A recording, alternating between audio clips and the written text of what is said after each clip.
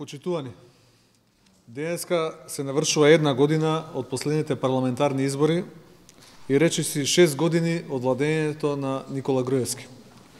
Според сите параметри, ова е најлошата година за Република Македонија во историјата. Една година е доволен период да ги сумираме резултатите и да видиме во кој правец се движи Македонија. Економијата никогаш не била полоша.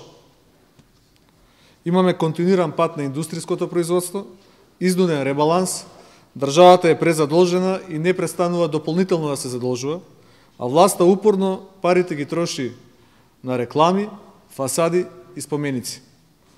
Компаниите никогаш не биле вака уценувани и под постојан притисок. Владата ја уништи ликвидноста на стопанството со долговите кои ги има спрема фирмите. Меѓународните односи на Македонија никогаш не биле толку лоши.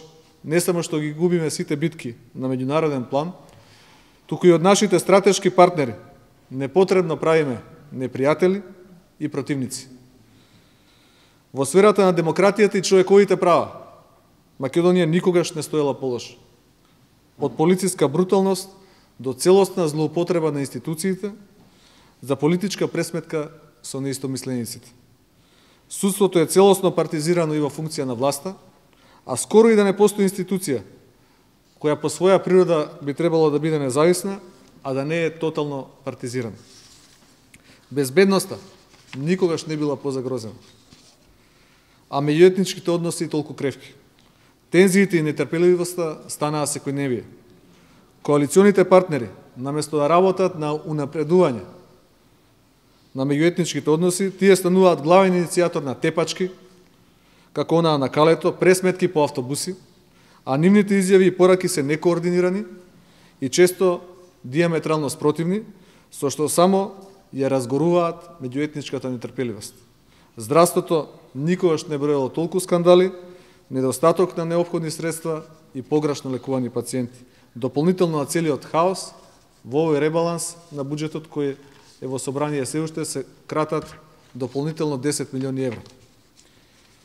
Почитувани граѓани, овие констатации не се само констатации на опозицијата, туку се нотирани од сите релевантни меѓународни институции.